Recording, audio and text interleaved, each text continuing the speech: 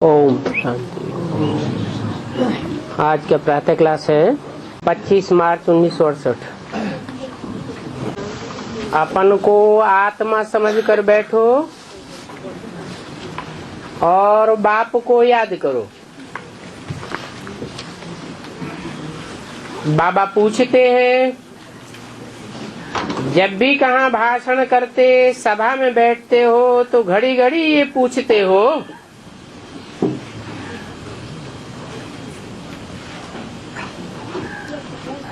शिव बाबा याद है? बाबा बच्चों के भाषण सुनना चाहते हैं तो देखें किस प्रकार भाषण करते हैं। जब कोई समझने आते हैं व भाषण करते हो तो पहले ये प्रश्न पूछते हो कि तुम अपन को आत्मा समझते हो या देह समझते हो।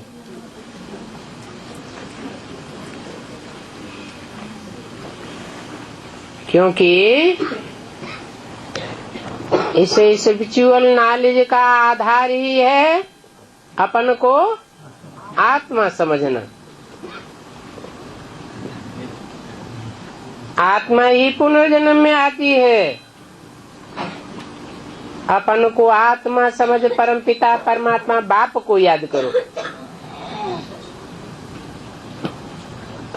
अपन को आत्मा समझेंगे, आत्माओं के बाप परम पिता परमात्मा को याद करेंगे, जान कर और समझ कर, तो तुम्हारे विकर्म विनाश होंगे।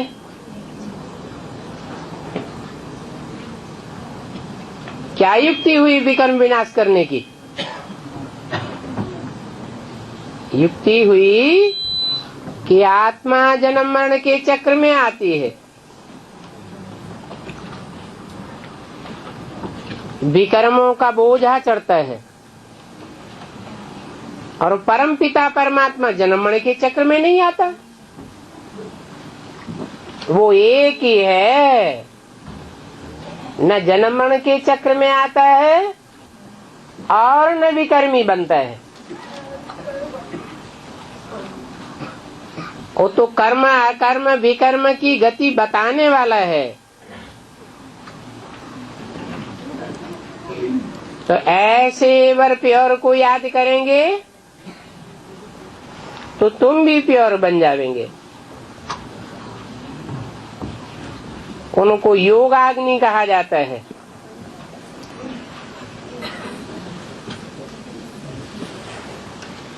अग्नि कचड़े को भस्म कर देती है ना, तो ये बाप की याद भी जन्म जन्मांतर के कचड़े को भस्म करने वाली है। निराकार बाप निराकार बच्चों को कहते हैं।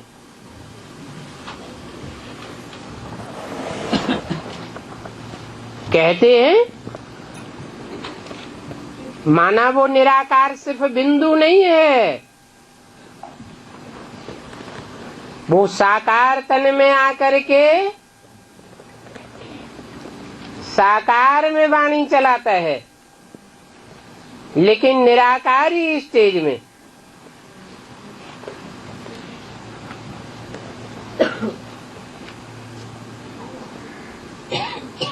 कहते हैं मुझे याद करो। मना जो साकार में आया हुआ निराकार है, उस निराकारी स्टेज वाले को याद करो तो तुम्हारे पाप कट जाएंगे और तुम पावन बन जाएंगे।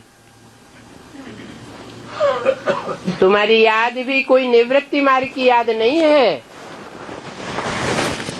कि सिर्फ बिंदु को याद करेंगे या सिर्फ साकार को याद करेंगे। नहीं, साकार और निराकार दोनों के मेल को याद करना है।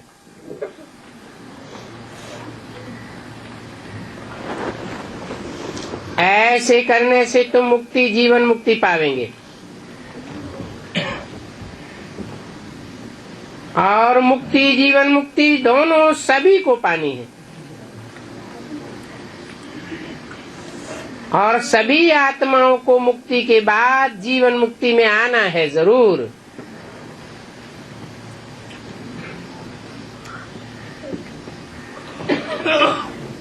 एक परमपिता परमात्मा ही है जिसके लिए न मुक्ति की बात है और न जीवन मुक्ति की बात है। वो तो सदा शिव है। इसलिए उसकी याद से तुम्हारे पाप कर्म भस्म होते हैं। तो घड़ी घड़ी ये कहना पड़े अपन को आत्मा निश्चय करके बैठो। देह भान में बैठेंगे तो पाप बढ़ेंगे या घटेंगे? और ही बढ़ जाएंगे। तो बोलो भाइयों और बहनों, अपन को आत्मा समझ कर बैठो और बाप को याद करो। ये फरमान बाप ने दिया है और यही याद की यात्रा है। बाप कहते हैं मेरे साथ बुद्धि का योग लगाओ तो तुम्हारे जन्म जन्मांतर के पाप भस्म हो जाएंगे।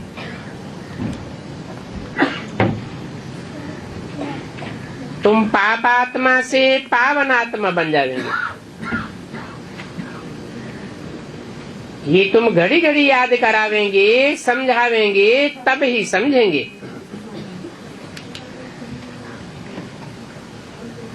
घड़ी घड़ी बताओ आत्मा अविनाशी है, देह विनाशी है। अविनाशी आत्मा ही विनाशी देह धारण करके पाठ बजाए एक शरीर छोड़ दूसरा लेती है। आत्मा का स्वधर्म तो शांत है, परंतु अभी वह आत्मा अपने स्वधर्म को नहीं जानती है। अनेक जन्मों की प्रैक्टिस पड़ी हुई है परधर्म में रत रहने की।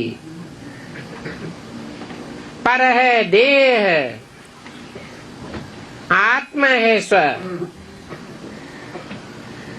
अभी बाप कहते मुझे याद करो तो तुम्हारे विकर्म विनाश हो। मूल बात ये है, पहले पहले तो तुम बच्चों को ये मेहनत करनी पड़े आत्मिक स्थिति में स्थित होने की। वेद का बाप आत्माओं को कहते हैं।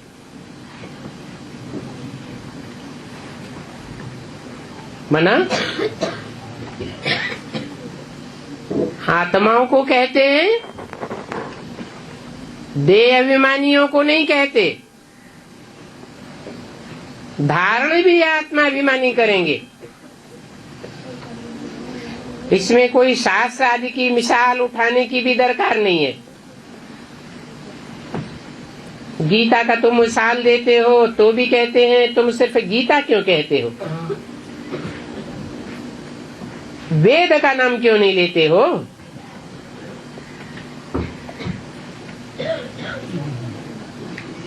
तो क्या कहेंगे?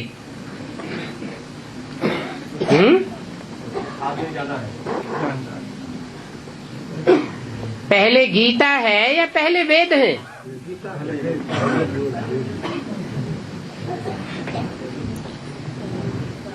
शास्त्रों में लिखा है वेदवाणी ब्रह्मा के मुख से निकली। गीता ब्रह्मा के मुख से निकली ये नहीं कहते। विद माने जानकारी, जानना,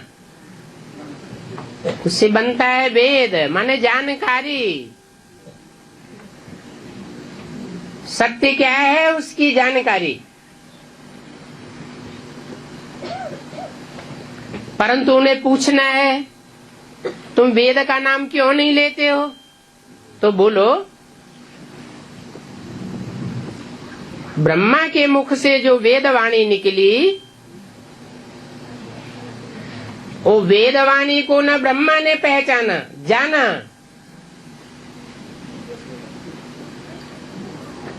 और न उस रचयिता बाप को जाना। वेदवाणी सामान्य रूप से कोई की समझ में नहीं आती। वो बाप ही आकर के वेदवाणी का क्लैरिफिकेशन देते हैं। शास्त्र भी जो लिखे गए हैं वो बाद में वेदवाणी का क्लैरिफिकेशन है। अभी यहाँ वही शूटिंग हो रही है। ब्रह्मा के मुख से वेदवाणी तो निकली, सुनने वालों ने सुनी और सुनाने वालों ने सुनाई, परंतु उसका रहस्य क्या है, गुह्य अर्थ क्या है, न स्वयं ब्रह्मा ने जाना, न ब्रह्मा कुमार कुमारी ब्राह्मणों ने जाना।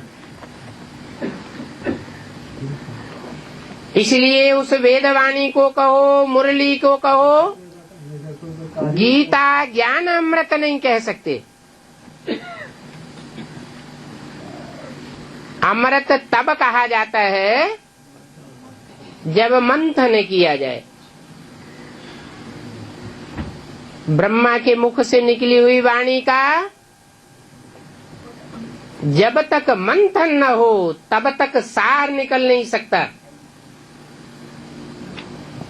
और सार रूप में जब तक आत्मा टिके नहीं तब तक कोई भी प्रकार के विस्तार में भी नहीं जा सकती।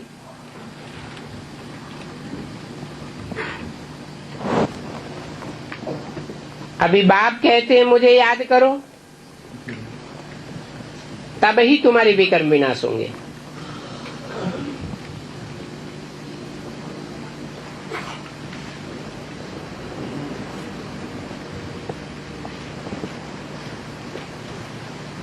तुम गीता का मिसाल ठीक देते हो,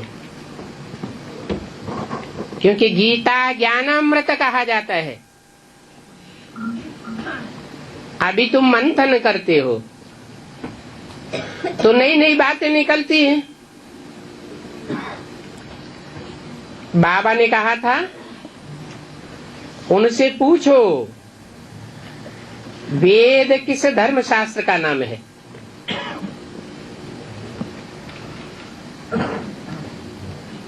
वेदों से कौन सा धर्म स्थापन हुआ। धर्म तो मुख्य हैं ही चार, और चार ही वेद बताते हैं। परंतु ये वेद किस धर्म का शास्त्र है, कब कोई ने बताया क्या।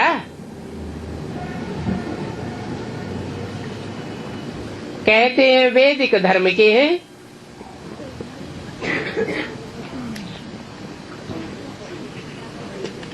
आर्यों के हैं। आर्य किसको कहा जाता है। हिंदू धर्म तो है ही नहीं,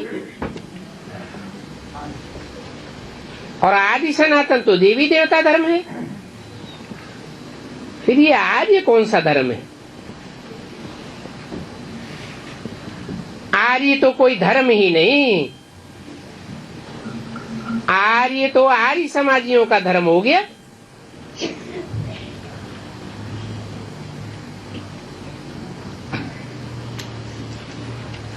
आर्य धर्म तो नाम ही नहीं है।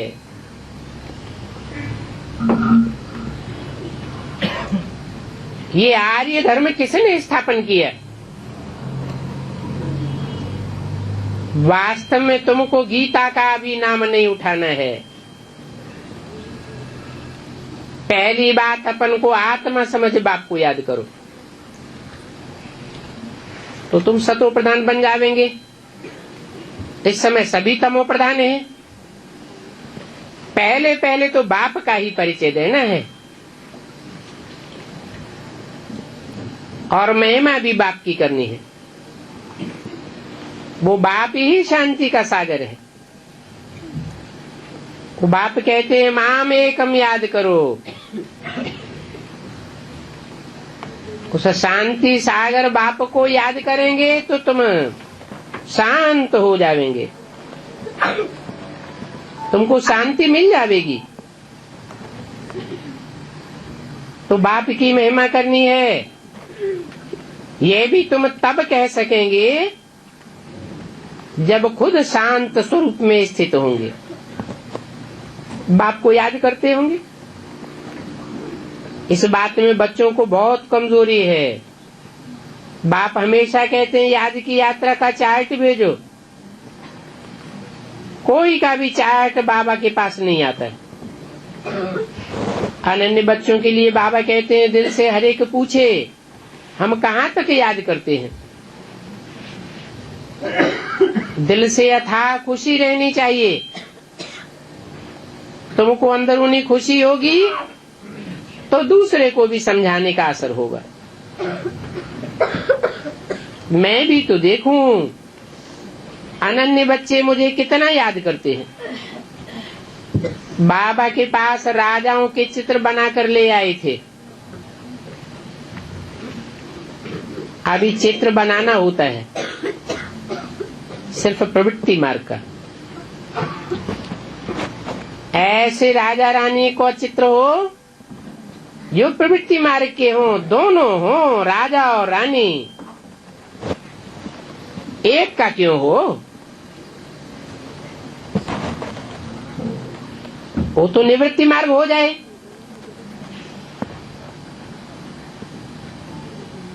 सिंगल राजा का चित्र लावेंगे तो निवृत्ति मार्ग का हुआ। बाबा तो पास ही नहीं करेंगे। क्यों?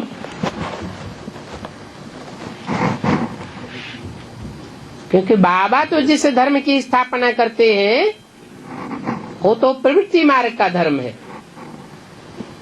निवृत्ति मार्ग के धर्म की स्थापना तो विधर्मी धर्म पिताएं करते हैं। वो प्रवृत्ति को मानते ही नहीं।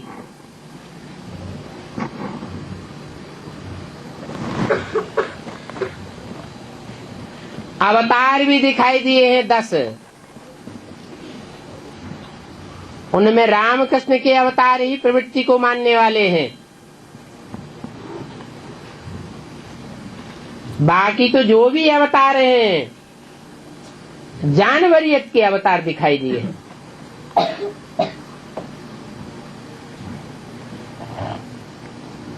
वो धरणी का आधार लेते ही नहीं है। धरणी माने कन्याएं माताएं, सिर्फ ज्ञान का आधार लेकर के चलते हैं। अपने ही अहंकार में मगरूर रहते हैं।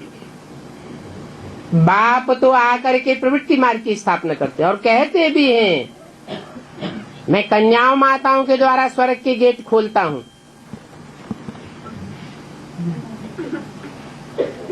माता गुरु को आगे करना होता है।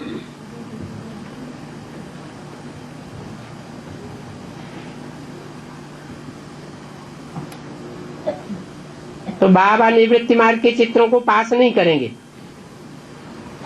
कहेंगे तुमने अपनी मत से बनाया है।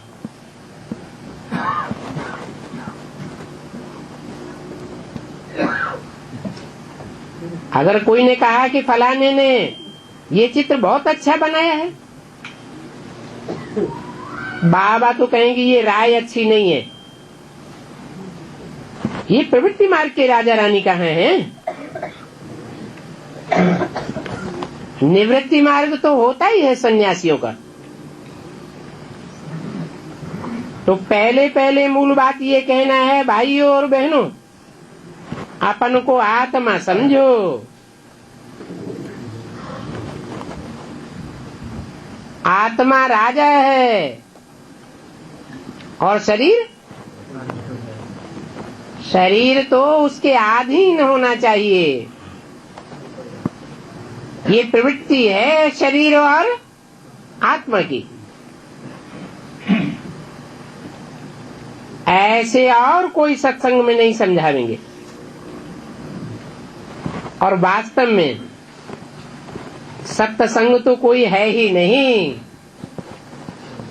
सब कुसंग है। सत्य तो एक बाप ही है जो आकर के सनातन धर्म की स्थापना करते हैं। सत्य का संग तो एक ही है। आत्मा को भूतों का संग करना पड़ता है।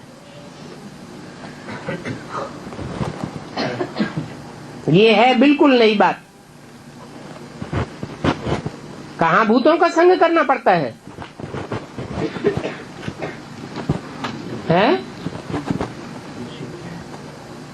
द्वापर कलयुग में आत्मा को 5 भूतों का संग का रंग लगता है। ये शरीर है 5 भूतों का संघात। तो क्या सतयुग त्रेता में शरीर नहीं होते? देह तो होती है, परंतु देह में आत्मा का लगाव नहीं लगता है।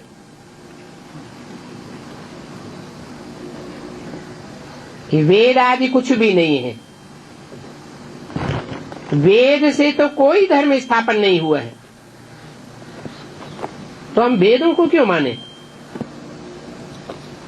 ये तो भक्ति मार्ग के अनेक वेद शास्त्र बनाए हैं। पहले पहले तो बाप का परिचय देना है।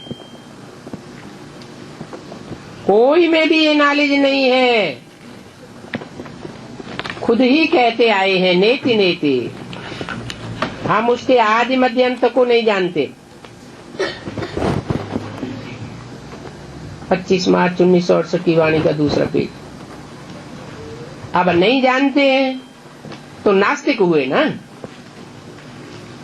जो बाप और बाप की रचना को जानते हैं वो आस्तिक हैं, नहीं जानते हैं तो नास्तिक है।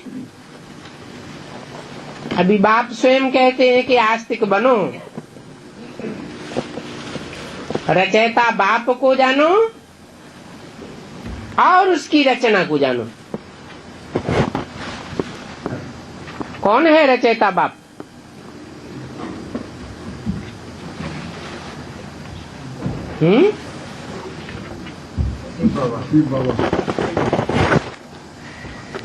अगर बाबा हटा दिया जाए तो शिव बाप को रचयिता कहें? शिव बाप स्वयं ही रचता नहीं है और वो रचना भी नहीं कर सकता। रचयिता और रचना का संबंध साकार में चाहिए। शिव तो आत्मा का नाम है। आत्मा तो अविनाशी सदैव है ही है, वो रची नहीं जाती। तो आत्माओं का बाप शिव साकार सृष्टि का रचयिता नहीं हो सकता। उसके लिए शिव बाप को साकार में प्रवेश करना पड़े। जिस साकार में प्रवेश करे पहले उसके अनेक जन्मों के पाप भस्म होने चाहिए।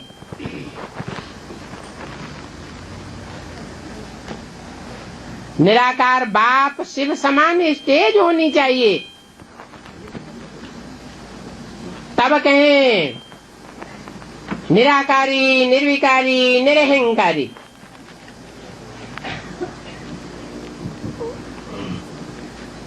जब ऐसी बाप समान स्टेज कोई पहली आत्मा की बने तब वो रचयिता नई सृष्टि का कहा जाए। रचना और रचयिता का ये संबंध है। रचना पहले नहीं होती है, रचयिता जब रचता है तब रचना होती है।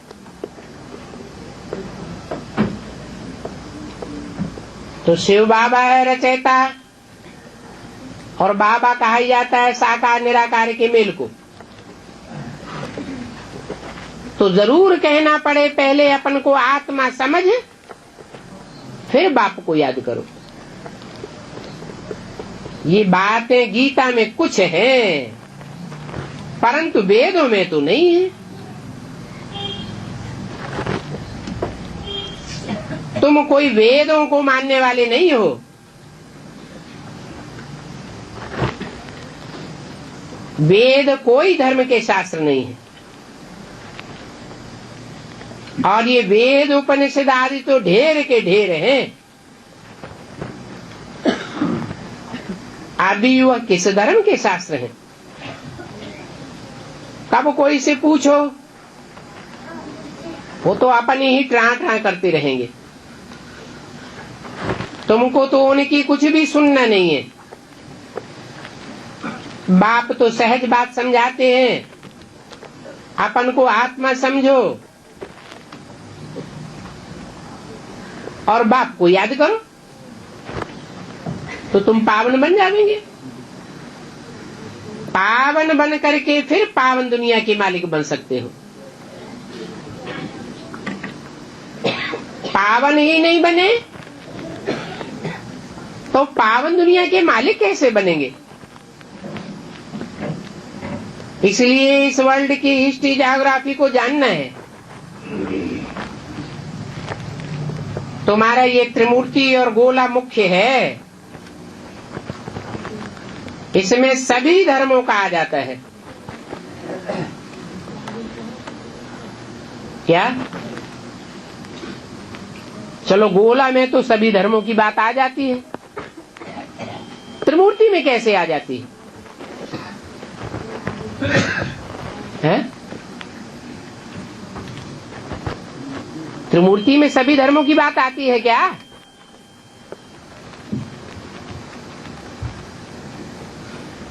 आती है। कहते हैं ब्रह्मा के द्वारा सृष्टि रची गई, तो जो भी सृष्टि रची गई सत्य संकल्पों से सत्य सृष्टि रची जाएगी और असत्य संकल्पों से असत्य सृष्टि रची जाएगी। ब्रह्मा के संकल्पों से सृष्टि रची जाती है, तो क्या ब्राह्मणों के संकल्पों से सृष्टि नहीं रची जाती? रची जाती है। ब्रह्मा को जितनी सत्य की जानकारी होगी उतना ही सत्य की सृष्टि रचेगा। संपूर्ण सत्य की जानकारी होगी, संपूर्ण सच्ची सृष्टि रचेगा और सत्युग स्थापन हो जाएगा। हर आत्मा के लिए यह नियम है, जैसी रचना रचेगा वैसी प्राप्ति करेगा।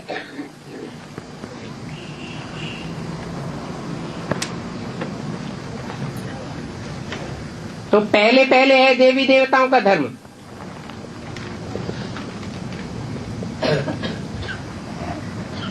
ब्रह्मा द्वारा कौन से धर्म की स्थापना हुई है? ब्राह्मण धर्म की स्थापना हुई। ब्राह्मण तो ऊपर नीचे होते रहते हैं। जब ऊपर नीचे होना बंद हो जाए, पक्का ब्राह्मण बन जाए,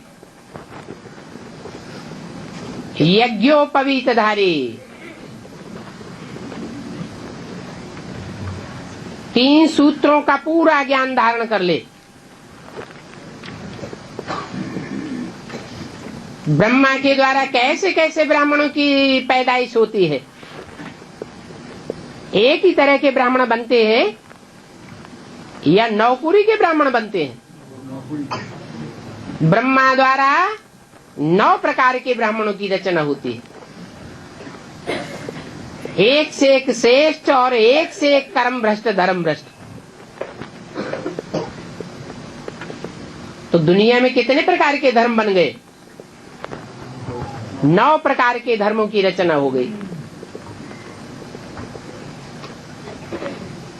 तो कह सकते हैं कि त्रिमूर्ति में सभी धर्मों की बात आ जाती है। वास्तव में ब्रह्मा की गोद में सब धर्म की आत्माएं पलती हैं, परंतु विष्णु की गोद में किसकी पालना होती है? सब धर्मों की पालना नहीं हो सकती। उनके द्वारा तो सिर्फ देवता धर्म की आत्माओं की ही पालना होती है।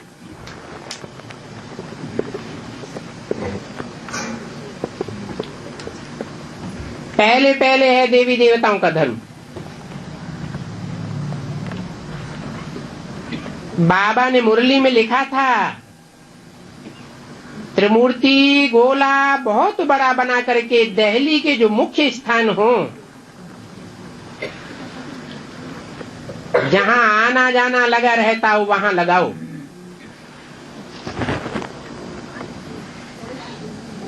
तीन के सीट हो। सीढ़ी में तो और धर्मों का आता ही नहीं है, तो मुख्य है ये त्रिमूर्ति और गोला के चित्र। और समझाने बिल्कुल क्लियर हो, समझाना ही इस बात पर है। पहले पहले तो बाप का परिचय दो। ऊंचते ऊंच बाप, और धर्म पिताओं को ऊंचते ऊंचे नहीं कहेंगे, वो ग्रेट फादर्स हैं, परंतु उनको ग्रेट ग्रेट ग्रैंडफादर नहीं कहेंगे। बाप से ही सुख शांति का वर्षा मिलता है, और धर्म पिताओं से सुख शांति का वर्षा नहीं मिलता है। दुनिया और ही अशांत होती जाती है, दुख और ही बढ़ते जाते हैं। परंतु बाप जब इस सृष्टि पर आता है, और आने के बाद जब ब्राह्मणों को संपूर्ण स्टेज में पहुंचाता है, ब्राह्मण सो देवता बन जाते हैं पढ़ाई पढ़कर, तो दुख का नाम निशान नहीं रहता।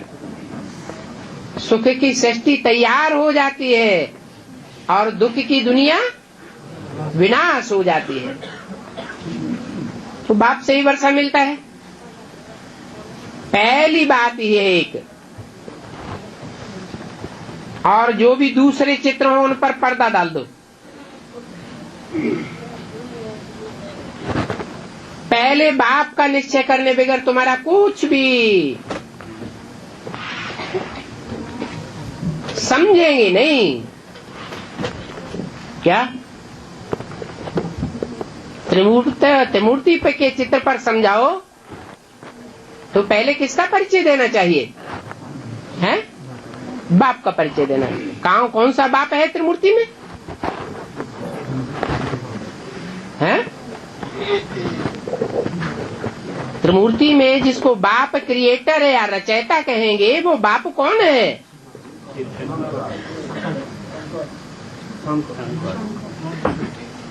उन बेसिक नॉलेज वालों ने तो ऊपर शिव ज्योति बिंदु को रख दिया है, परंतु शिव ज्योति बिंदु को मूर्ति थोड़ा ही कहेंगे। त्रिमूर्ति में से एक मूर्ति है क्या? है उसको तो मूर्ति नहीं कहेंगे। तो जो बोला कि और चित्रों पर पर्दा डाल दो, पहले बाप का परिचय दो, तो कौन से चित्रों पर पर्दा डालने की बात है? ब्रह्मा और विष्णु के चित्र पर पर्दा डाल दो, ताकि उनकी बुद्धि उनमें न जाए। पहले बाप का परिचय दो। अब बताओ, उन ब्राह्मणों में और तुम ब्राह्मणों में कितना अंतर हो गया? वो बाप के ऊपर ही पहले पर्दा डाल देते हैं, और ब्रह्मा को पहले प्रत्यक्ष करते हैं। और तुमको क्या कहा? बाप का परिचय दो और दूसरे चित्रों के ऊपर पर्दा डाल दो। पहले पहले बाप का निश्चय कराने के बगैर तुम्हारा कुछ भी नहीं समझेंगे। अगर बाप को ही नहीं समझते हैं तो उनको और चित्रों पर समझाना बिल्कुल फालतू है। क्या हमारे कुल का होगा तो बाप के चित्र के ऊपर समझानी उसको समझ में आ जाएगी। हमारे कुल का नहीं होगा तो कितना भी समझाओ पूरी बात समझेगा नहीं। और अब अगर खींच खींच के समझ भी लिया तो आगे चल करके जब परीक्षाओं के दौर आएंगे तो हमको धोखा दे जाएगा, यहाँ भी धोखा देगा, और द्वापर कलयुग में भी जब विधर्मियों का राज चलेगा तो वहां भी धोखा दे जाएगा। बाप के परिचय मिलने बगैर फालतू डिबेट करते रहेंगे, अलग को समझने बगैर कुछ भी नहीं समझेंगे। बाबा के परिचय बगैर और कुछ भी बात मत करो, डिटेल में जाने की दरकार ही नहीं। पहले बाप का परिचय, बाप से ही बेहद का वर्षा मिलता है। बाबा ख्याल करते हैं ऐसी सहज बात क्यों नहीं समझाते हैं, न समझते हैं और न समझाते हैं। तुम्हारी आत्मा का बाप शिव है, वो बिंदु बिंदु आत्माओं का बाप है। तुम सब बिंदु बिंदु आत्माएं आपस में ब्रदर्स हो, भाई बहन भी नहीं हो, तो बेहद के बाप से जरूर वर्षा मिलना चाहिए। आत्माओं के बाप से आत्मिक वर्षा मिलेगा या देह के सुखों का वर्षा मिलेगा? आत्मिक वर्षा मिलता है। फिर बाद में तुम तमो प्रधान बनते हो, जब अपन को देह समझना शुरू करते हो। बाप को याद करो तो सतो प्रधान बन जाएंगे। पहले पहले ये समझानी चाहिए, मूल बात ये है। रचयिता को जानना और रचना को जानना। कोई भी नहीं जानते हैं कि रचयिता कौन है और रचना कौन है। ऋषि मुनि साधु सन्यासी कोई नहीं जानते।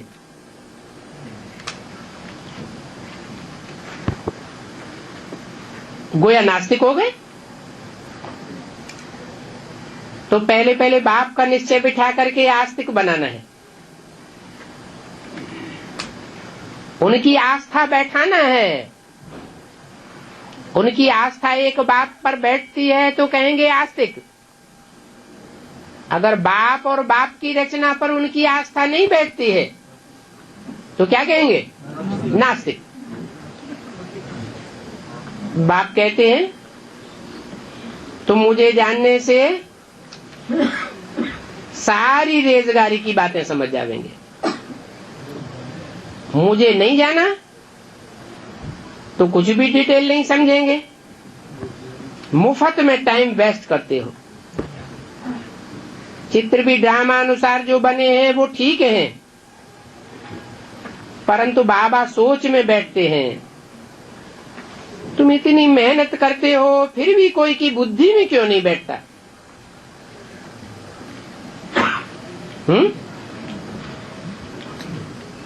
क्यों नहीं बैठता? कब की बात है? हाँ, उस समय कोई की बुद्धि में क्यों नहीं बैठता है कि रचयिता कौन है, रचना कौन है? खुद जो समझाने वाला मुख है वो स्वयं ही नहीं जानता कि सृष्टि का रचयिता कौन है। साकार में रचयिता चाहिए, वो रचयिता कौन है और फर्स्ट क्लास रचना कौन है।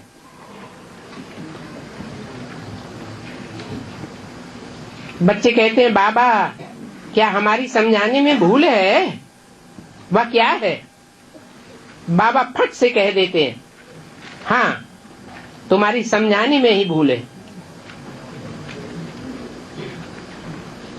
तुमने अलफ कोई नहीं समझा है तो दूसरों को कैसे समझावेंगे? अलफ की समझानी पहले देनी है। नहीं समझते हैं तो फट से रवाना कर दो।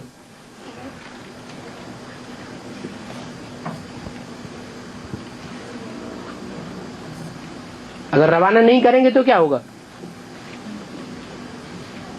है फट से रवाना नहीं करने किया, उनको अंदर टिकने दिया और वो टिक गए तो क्या होगा? है रवाना किया, चला दो, वो अंदर ही अंदर विस्फोट करते रहेंगे और भाई बहनों को अनिश्चय बुद्धि बनाते रहेंगे। आखिरी खुद भी भागेंगे और ढेर सारा ग्रुप अपने पीछे ले जाएंगे। इसलिए बोला कि अलग को नहीं समझते हैं तो फट से रवाना कर देना चाहिए। जब तक बाप को नहीं जाना है तब तक तुम्हारी बुद्धि में कुछ भी नहीं बैठेगा। फिर हम क्यों टाइम वेस्ट करें? बच्चे कहते हैं बाबा हम कितना भी समझाते हैं, कोई की बुद्धि में बैठता ही नहीं है। अरे अलग को नहीं समझा है तो धूल भी बुद्धि में नहीं बैठेगी। है ये क्या मतलब? धूल नहीं बैठेगी क्या मतलब? अरे अलफ जिस धूल में प्रवेश करता है, देह अभिमानी में प्रवेश करता है, देह की मिट्टी में प्रवेश करता है, वो भी उसकी बुद्धि में बैठेगा? बैठेगा नहीं। भक्ति मार्ग का भूसा ही उनकी बुद्धि में भरा हुआ है। और भूसा जब निकले, कैसे निकले? बाप को समझे, बाप को याद करें तो यात्रा से भूसा निकले। तुम भी जब तक इस अवस्था में नहीं बैठते हो तो तुम्हारी आंखें क्रिमिनल होती रहती हैं। किस अवस्था में बैठना? अपन को आत्मा समझ, जो बाप है आत्माओं का, जो हमको समझानी देने वाला है, और हम समझने वाले बच्चे बनते हैं।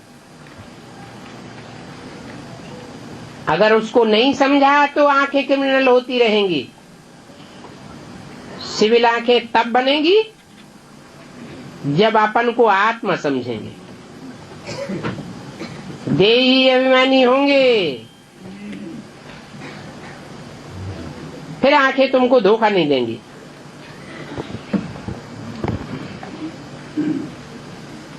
देही अभिमानी नहीं तो माया धोखा देती रहती है। इसलिए पहले पहले तो आत्माभिमानी बनना है। बाप कहते हैं अपना चार्ट दिखाओ तो मालूम पड़े। भले सारा झूठ, सारे पाप लिखो,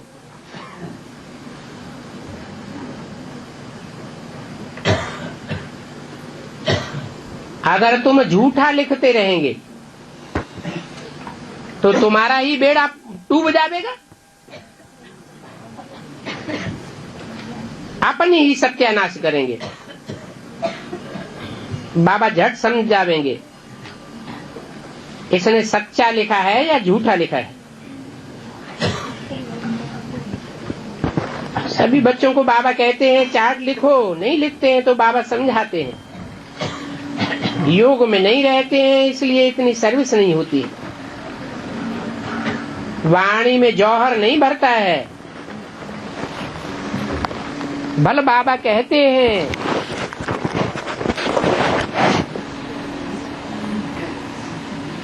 परंतु धारणा बुद्धि में नहीं है। कोटों में कोई ही निकलेंगे, परंतु तुम खुद ही योग में नहीं रहते हो तो दूसरा फिर कैसे रहेगा। सभी अपने घर जाना चाहते हैं। सन्यासियों ने कहा है सुख काग विष्टा समान है, तो सुख का नाम ही नहीं लेते हैं। क्यों नहीं नाम लेते हैं? क्योंकि बुद्धि में बैठा हुआ है। शास्त्रों में लिखा हुआ है, शास्त्रों की बात पर विश्वास करते हैं कि स्वर्ग में भी देवताएं भिखारी होते हैं।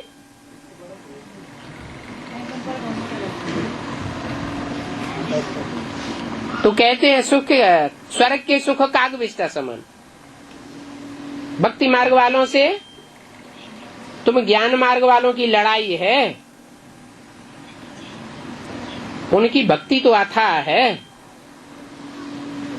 बहुत चहचहाता है, बहुत अशांति हो जाती है।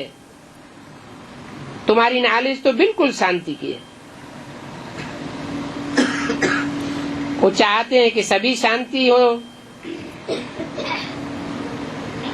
बोलो, सभी धर्मों में शांति कैसे हो जाएगी? शांति का सागर तो एक बाप ही है। उन धर्मों के फॉलोअर्स तो अलग अलग बाप बताते हैं। वो शांति कैसे स्थापन करेंगे? अभी अपन को आत्मा समझो, आत्माओं का बाप एक ही है। उस बाप को याद करेंगे तो शांति मिल जाएगी। वो सत्य बाप है। सत्युग स्थापन करते हैं तो सत्युग में शांति भी होती है। नई दुनिया में होती ही है शांति का राज्य। बहुत बच्चे हैं सच नहीं बतलाते हैं तो अपना ही कल्याण करते हैं, अपने लिए ही झूठ की दुनिया रचते हैं, चार्ट ही नहीं लिखते। नॉलेज तो बहुत सस्ती है,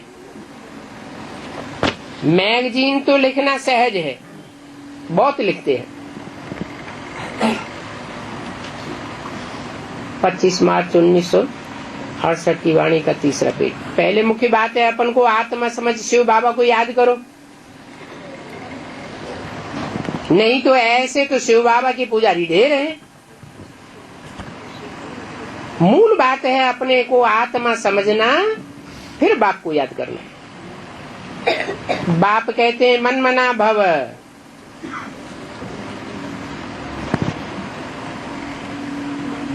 मेरे में मन को रमा दे। जो मेरे अंदर संकल्प है वो तेरे अंदर समा जाए।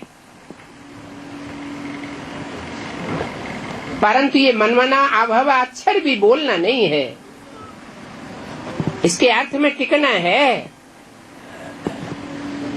हिंदुस्तान की तो है हिंदी भाषा, फिर संस्कृत दूसरी भाषा क्यों? ये मनमना भव अक्षर तो गीता से उठाया है, संस्कृत का अक्षर है ना। आजकल ये गवर्नमेंट क्यों संस्कृत पद पर जोर देती है? ये संस्कृत तो अपने काम ही आने वाली नहीं है, तो इन भाषाओं आदि को छोड़ दो। पहले पहले तुम भाषण करो तो बोलो अपन को आत्मा समझो। ऐसे बहुत हैं जो अपन को आत्मा भी नहीं समझ सकते। क्या जो आत्मिक स्थिति में ब्राह्मण नहीं टिक सकते, अपन को आत्मा नहीं समझते, ज्योति बिंदु की याद में बिल्कुल टिक ही नहीं सकते, तो उनका क्लास ट्रांसफर होगा।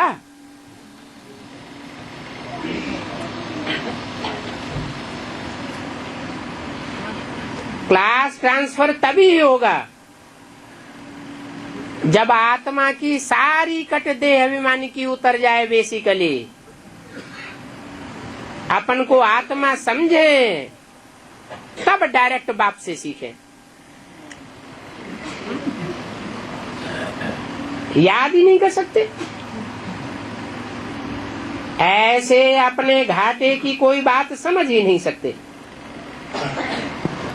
कल्याण तो है ही बाप की याद में। और कोई सत्संग में ऐसे नहीं कहते कि अपन को आत्मा समझो और बाप को याद करो। क्यों नहीं कहते? हैं? क्योंकि और जो भी सत्संग हैं उनमें जो भी गुरु बैठते हैं, गुसाई बैठते हैं, वो सब देह अभिमानी हैं। और कोई सत्संग में ऐसे कहते ही नहीं। बच्चे कब बाप को एक जगह बैठकर याद करते हैं क्या? उठते बैठते बाप को याद करना है। आत्माभिमानी बनने की प्रैक्टिस करनी है। तुम बहुत टू मच बोलते हो, बात मत पूछो। इतना बोलना तुम्हारा होना नहीं चाहिए। मूल बात है बाप को याद करने की। बहुत बोलते हैं, इससे क्या साबित होता है?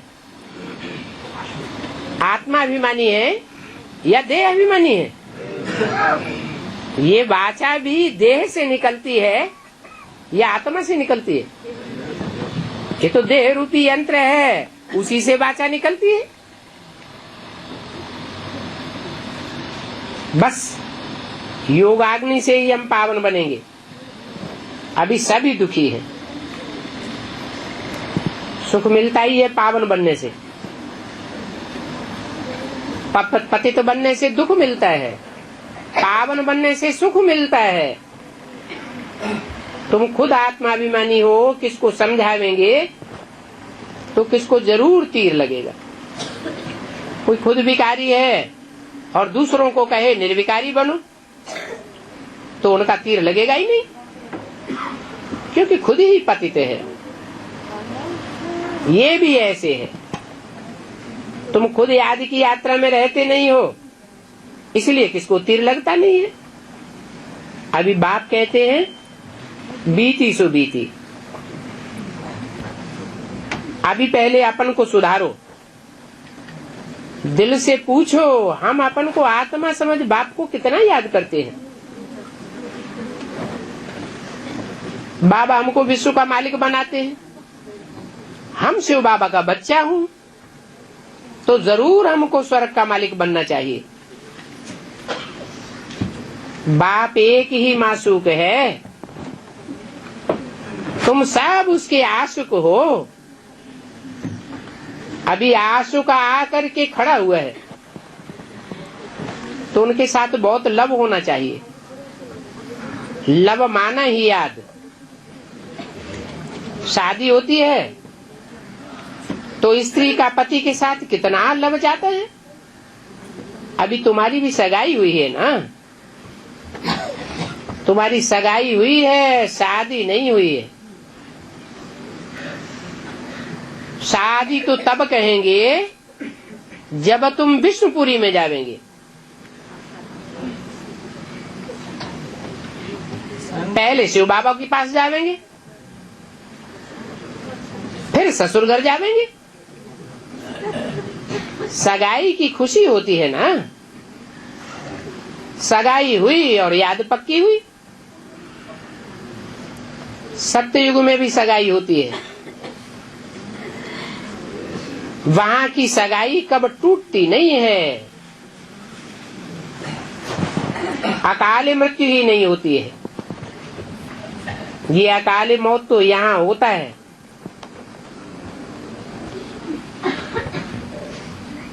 सगाई एक बार की,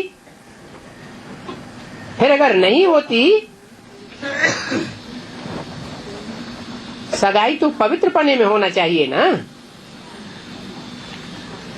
तो बाप समझाते हैं ये नॉलेज तो सहज है, बाकी याद की यात्रा कहाँ है। इसलिए कहते हैं प्रैक्टिस करो। गृहस्थ व्यवहार में रहते याद करना है, बल नजदीक में रहते हैं तो भी उन्नति थोड़ी ही होती है। जो उस लव से आते हैं उनकी बहुत उन्नति होती है। याद नहीं करते हैं तो लव थोड़ा ही रहता है। अगर लव हो तो जरूर शिक्षा धारण करें, बाप का परिचय देवें, अगर बाप का परिचय नहीं देते हैं तो समझो लूले लंगड़े हैं। बाप ने कहा था मंदिरों में जो शादियों के लिए हाल बनाते हैं उनको जाकर के समझाओ, परंतु कहां से भी समाचार नहीं आया है कि हमने ऐसे ऐसे समझाया।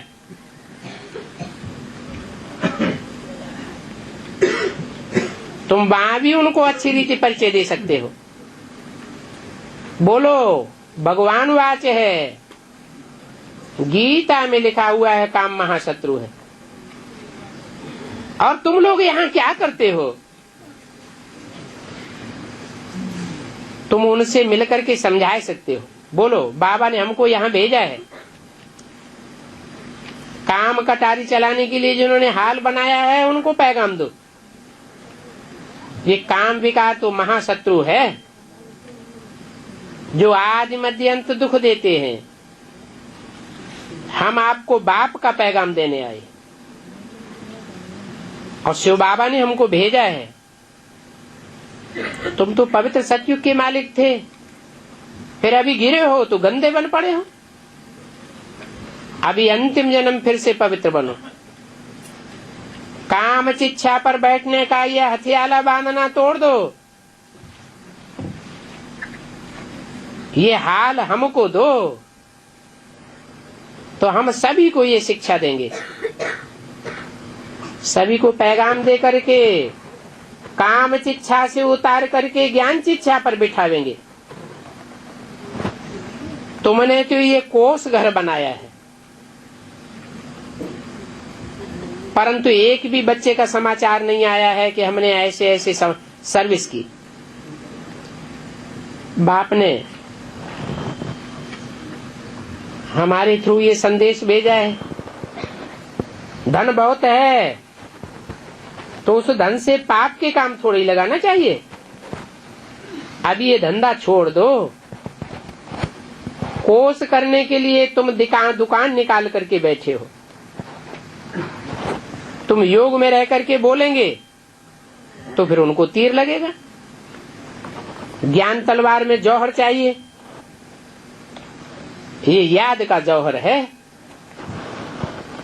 पहले तो मुख्य है एक बात, कहते हैं हम तो बहुत मेहनत करते हैं लेकिन मुंह निकलता तो कोई बहुत मुश्किल है। बाप कहते हैं अभी तुम याद की यात्रा की मेहनत करो, योग में रह करके कोई को समझाओ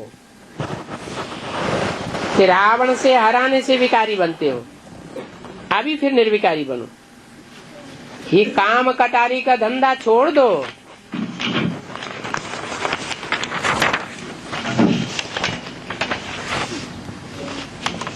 ऐसा करेंगे तुम्हारी सभी कामनाएं पूरी हो जाएंगी। 25/3/68 की वाणी का चौथा पेज। बोलो बाप आए हैं स्वर्ग का मालिक बनाने के लिए। बाबा अभी गुहे डायरेक्शन तो बहुत देते रहते हैं, परंतु बच्चे पकड़ते नहीं हैं। और बातों में जाने की क्या दरकार है। मुख्य बात तो है बाप का पैगाम दो। खुद ही याद नहीं करेंगे तो दूसरों को कैसे कहेंगे। ये ठगी तो यहाँ चलेगी नहीं। ये तो जैसे गीदी खोर हो जाते हैं, दूसरों को कहना और खुद नहीं करना। दूसरों को कहेंगे विकार में न जाओ और खुद जावेंगे तो जरूर दिल खावेगी। ऐसे हरामखोर बहुत होते हैं, फिर दूसरों को तीर लगेगा ही नहीं। मूल बात को पकड़ना चाहिए ना। बाप कहते हैं अलग को जानने से तुम सभी कुछ जान लावेंगे।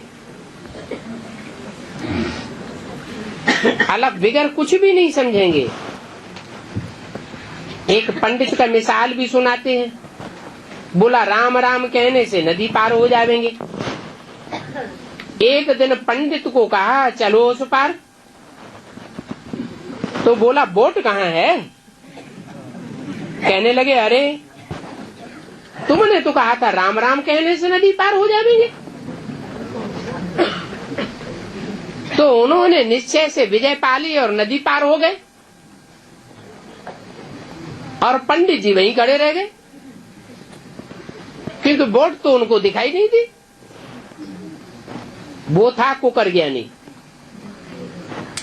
तुमको ऐसा कुकर ज्ञानी नहीं बनना चाहिए। इस बात में बड़ी मेहनत है, इस बात में ही फेल हो जाते हैं। अभी ये योग अक्षर निकाल दो, कहो याद, परमपिता परमात्मा की याद करो, परंतु परमपिता परमात्मा का अर्थ ही नहीं जानते। तो बाप बच्चों को बैठ समझाते हैं, तुम याद में नहीं रहते हो, इसलिए तुम्हारी सर्विस कम होती है। किसकी याद में नहीं रहते हो? परमपिता परमात्मा की याद में। ये क्या बात? परमपिता परमात्मा की याद न कहें, परमात्मा परमपिता की याद कहें तो है? परमात्मा परमपिता क्यों नहीं कहते? परमपिता शब्द क्यों पहले? जैसे कहते हैं शिव शंकर, शिव का नाम पहले, शंकर का नाम बाद में। ऐसे ही परमपिता माने जो भी पिताएं हैं, चाहे निराकारी आत्माओं का बाप, और चाहे मनुष्य सृष्टि के बाप, और चाहे मनुष्यों के अलग अलग जन्मों के बाप, परंतु जो आत्माओं का पिता है वो सर्वोपरि है। और वो आत्माओं का पिता पहचान में तब ही आता है जब मनुष्य सृष्टि के बाप में प्रवेश करे। तो पहले कौन है और बाद में कौन है? परम पिता पहले, और बाद में प्रवेश करता है जो आत्माओं के बीच में परम पाठधारी आत्मा है, हीरो पाठधारी आत्मा है, उसमें प्रवेश करता है। इसलिए परम पिता पहले, परमात्मा बाद में। तो बाप बच्चों को बैठ समझाते हैं, तुम एक्यूरेट याद में नहीं रहते हो, इसलिए तुम्हारी सर्विस कम होती है। नहीं तो चार्ट क्यों नहीं लिखते हो? अहंकार आता है ना। बाप इतनी बड़ी अथॉरिटी है, परंतु इतना लव थोड़ी ही है। इसका थोड़ा अच्छा ज्ञान हो गया, लिखा पढ़ी अच्छी की, तो नशा चढ़ जाता है। उसे कहेंगे दे अभिमान का नशा। बाप कहते हैं तुम पावन बनेंगे ही आज की यात्रा से, मूल बात में ही कमजोरी होगी, तुम ऊंचे पा ही नहीं सकेंगे। ये बाबा तो सबसे जास्ती पुरुषार्थ करता होगा, तब तो इतना ऊंच पद पाते हैं। उनको तो सर्टन है, स्कूल में मॉनिटर जो होगा उनके लिए सभी कहेंगे ये बहुत होशियार है, ये तो सबसे आगे है ना। परंतु बहुत है जिनकी इनमें आंखें ही नहीं डूबती हैं, कहते हमको तो शिव बाबा से लेना है। ये तो खुद ही कहते हैं मैं जानता हूँ ना, बाबा है, निश्चय है। तुम ऐसे निश्चय रख नहीं सकते हो। नंबर 1 की ही बात है, ये जानते हैं हम शरीर छोड़ करके ये बनेंगे, इनका तो सबूत है ना। क्या कहा? कौन जानते हैं हम ये शरीर छोड़ करके ये बनेंगे? है ब्रह्मा बाबा की बुद्धि में था कि हम ये शरीर छोड़ करके फिर ये कृष्ण बनूंगा, तो इनका तो सबूत हो गया। फिर भी मॉनिटर का मानते नहीं है, कहते हम तो शिव बाबा से ही लेंगे। मॉनिटर से हमारा क्या काम? अरे मॉनिटर बिगर सुनेंगे कैसे? तो बाई बैठ करके शिव बाबा से ले लो। क्यों आते हो ब्रह्मा के पास मधुबन में? कई है ब्रह्मा की बात भी नहीं सुनते हैं, ब्रह्मा को जैसे जानते ही नहीं है। तो समझता हूं इनकी जैसे तकदीर में ही नहीं है। नहीं समझते हैं तो जाकर के घर बैठो, यहाँ क्यों आए? ये तो ब्रह्मा कुमार कुमारियों का घर है, इसमें बड़ी समझ चाहिए और कोई बातों में जाने की दरकार नहीं। पहले पहले बाप का परिचय, सिवाय शिव बाबा के चित्र के और कोई चित्र दिखाओ ही नहीं।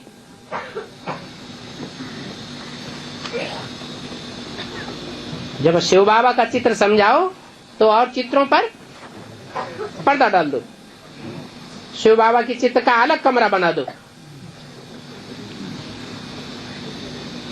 जब तक शिव बाबा के चित्र पर समझे नहीं तब तक दूसरा दरवाजा खोलो ही नहीं। पहले अलफ को समझे,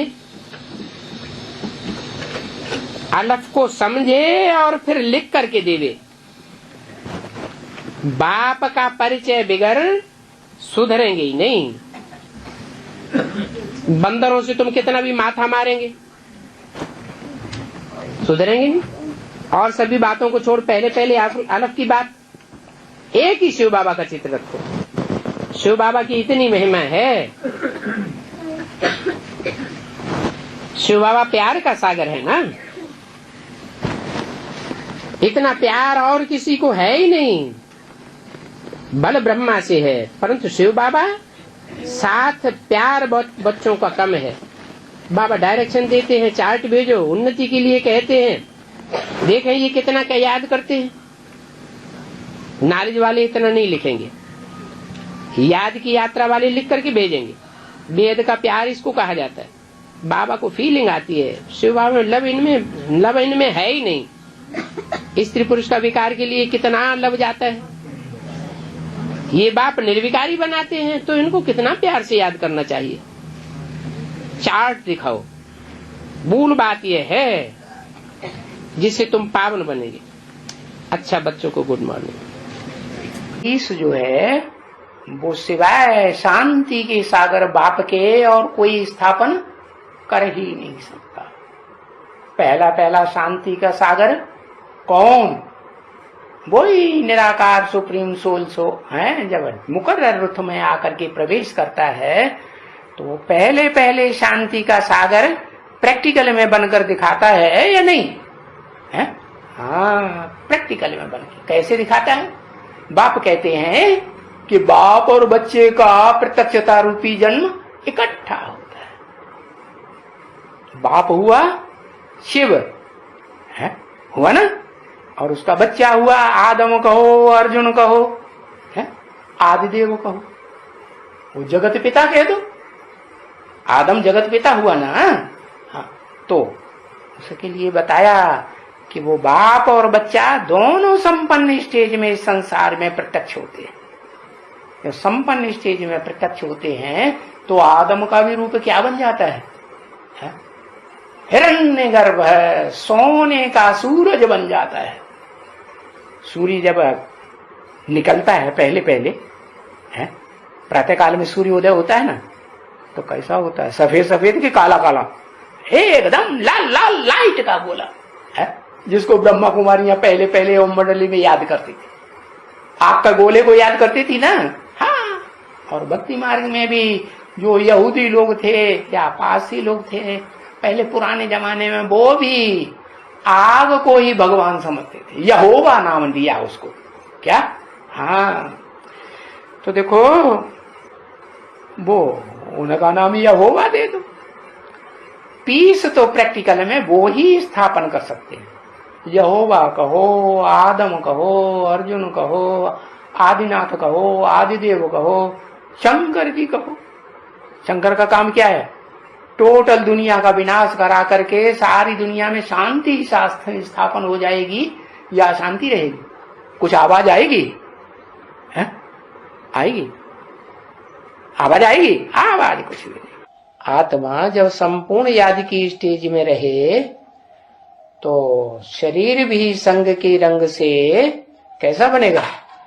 कण कण जो अणु अणु है वो सोने जैसा बनेगा या नहीं बनेगा?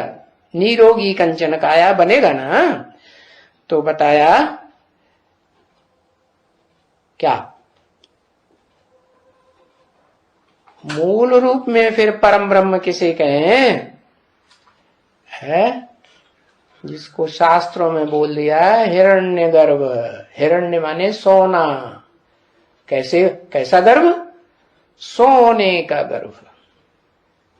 तो कौन हुआ सोने का गर्भ? वही आदम वाली आत्मा जो पतित चोला वाली होती है, जब अब पावन आत्मा बनती है तो पावन आत्मा के संग के रंग से वो अविनाशी शरीरधारी आत्मा कैसा शरीर बन जाता? सोने जैसा, हिरण्य जैसा, गर्भ ज्ञान का धारण करने वाला बन जाता है। गीता में क्या बोला? तस्मिन् गर्भम दधाम्यहम मम योनि महत ब्रह्म। मेरी योनि रूपा माता कौन? महत माने महान, ब्रह्म बड़ी अम्मा। माताओं के बीच में जो बड़ी से बड़ी माता के रूप में पार्ट बजाने वाली माता है वो